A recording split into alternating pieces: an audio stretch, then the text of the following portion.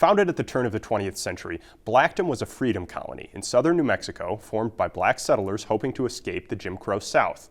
This week on the show, New Mexico in Focus correspondent Russell Contreras sits down with Dr. Timothy Nelson to talk about his new book, Blackdom, New Mexico, The Significance of the Afro-Frontier, which explains how the colony's goals grew and shifted between 1900 and 1930. Before we air the interview, a brief disclaimer: Dr. Nelson uses a racial slur while recounting a headline in a Texas newspaper announcing the creation of Blackdom. We felt it was important for you to see Dr. Nelson fully describing the way Blackdom was received at the time. Here's Russell. Dr. Timothy Nelson, thank you for joining us here at New Mexico in Focus. Thank you for having me. And congratulations on your new book, Blackdom, New Mexico, The Significance of the Afro-Frontier, 1900 to 1930. First off, Blackdom was a town in what people say the middle of nowhere, settled by black people. What was Blackdom and who settled there? First, we have to start with Blackdom was a real place because my brother thought I made that up. But Blackdom was this, 1800s notion of promised land at first. And then it transitioned into an investment vehicle. It was always an investment vehicle where black ambitions are nurtured and circulated amongst each other. So it was a promised land, but it was also a place where black people can live out their striving. Who settled there and where did they come from? Settling was a diversity of people. First, there was the population who was born under the institutions of slavery out of the South, Texas, Midwest.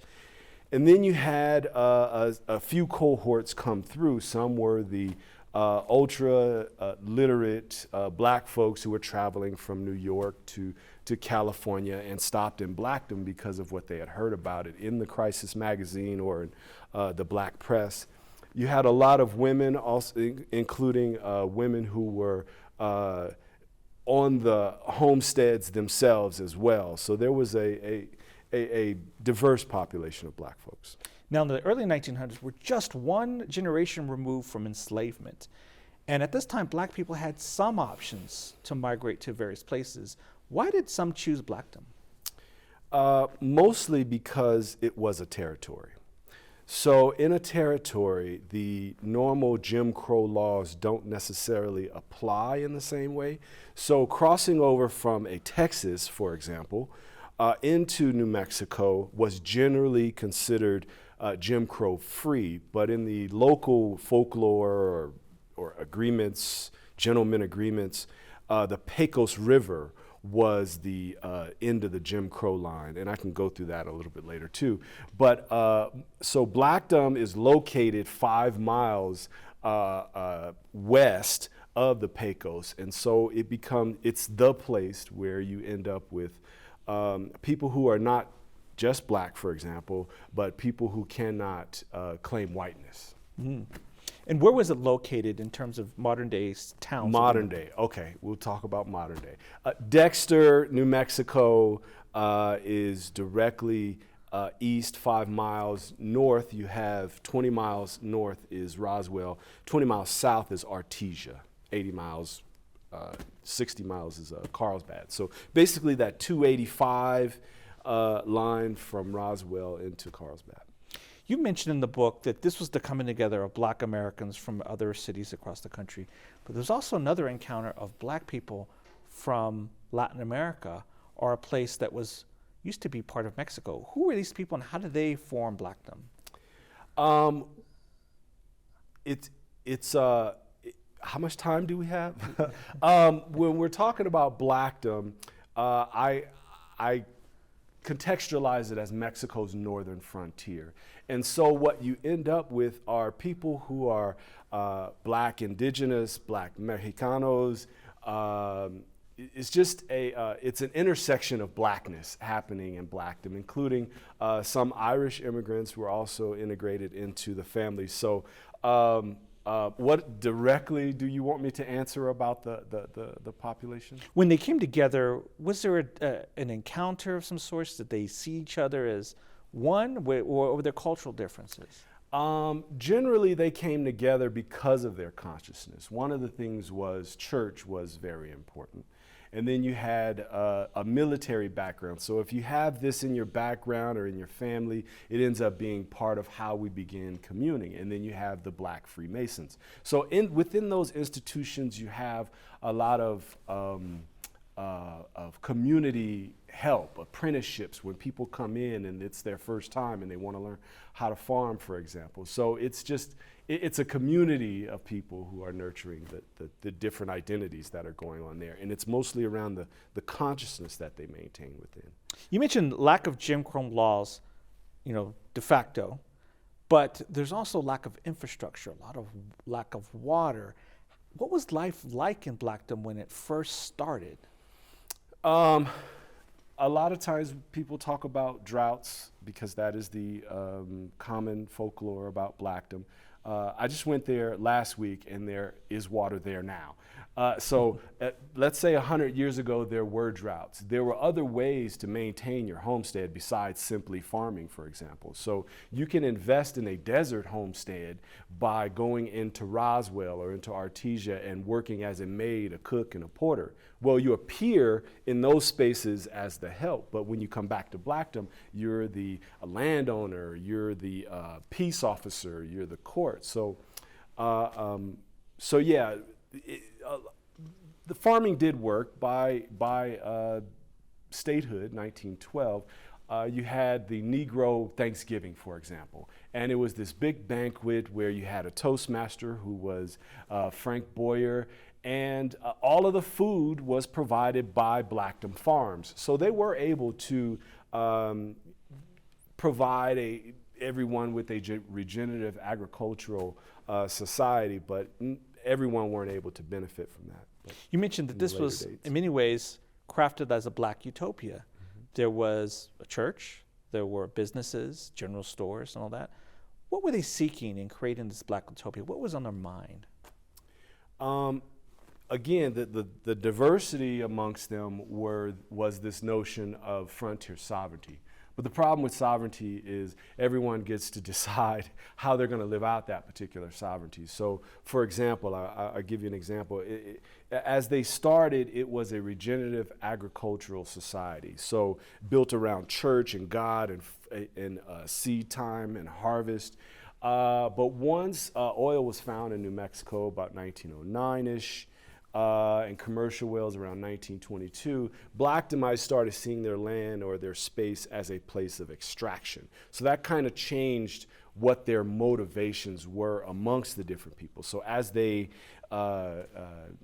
gathered their thoughts, they maintained the land, but the idea of living as a township or with the relationships, that changed over time. So yeah, that's not exactly a direct answer, but it ebbed and flowed depending on what the circumstances were. Now we know when Black people move into neighborhoods, they attract attention. A little bit. And when they move into the middle of nowhere, they can also attract attention, like with Blackdom. What was the reaction to surrounding towns, to Black settlers coming from all over the country to this one spot in New Mexico? How did they react? Bryan, Texas, an article I'll never forget. New Mexico to have nigger town. That was the reception, however, but that was Bryan, Texas. So that ad went for that population in that municipality, but when you cross over the Pecos, you can have all those thoughts you want. It's a southern oasis in Roswell and Artesia. However, the gentleman rules apply. So for the most part, in Blackdom, they were able to generate generational wealth. The problem came when they were in the cities, like in Roswell, for example.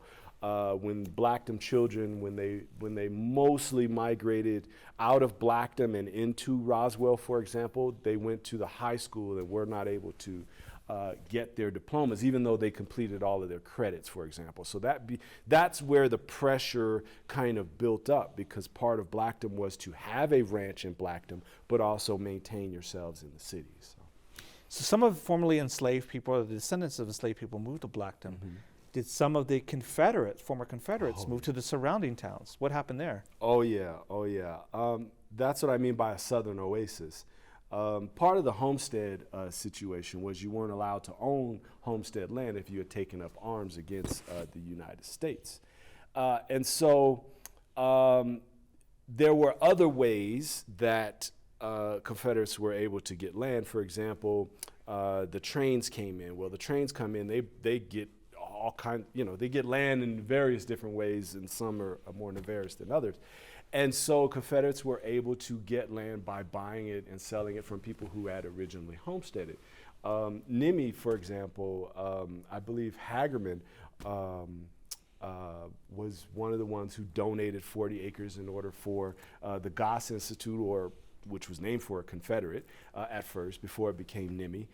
That was a part of how they got land, trading land from one to another, or I think it's called third party purchasing is how that was. So when they gathered that, they created that Southern oasis, and black people a lot of times use it to their advantage. For example, like I said, they would go in and there would be maids for people from Kentucky who were Confederate leaning, but then they would go ahead and have their own consciousness and space to deal as black people in blackness. And ultimately, why did people leave Blackdom by 1930s? By 1929, the bus for everybody was a bus for Blackdom. So the leaving was gradual because the land was still there.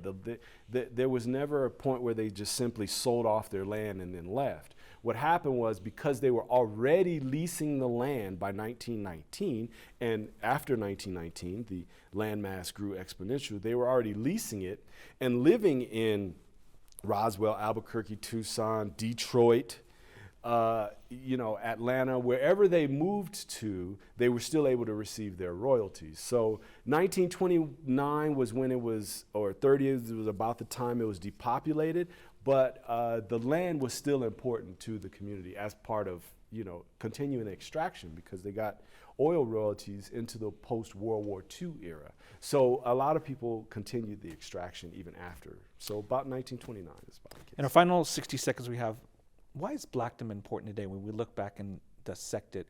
Why is this important that we look at this town at this moment in history and what happened to it? It shows the intentions of black people. Specifically, in the 20th century, there was this whole point of trying to prove that black people were human.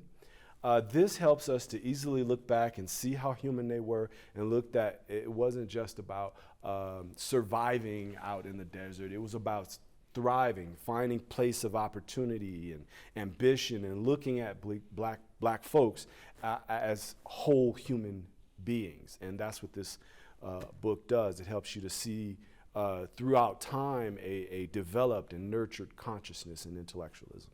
The book is titled Blackdom, New Mexico, The Significance of the Afro Frontier, 1900 to 1930. Dr. Nelson, thank you for joining us. Thank you.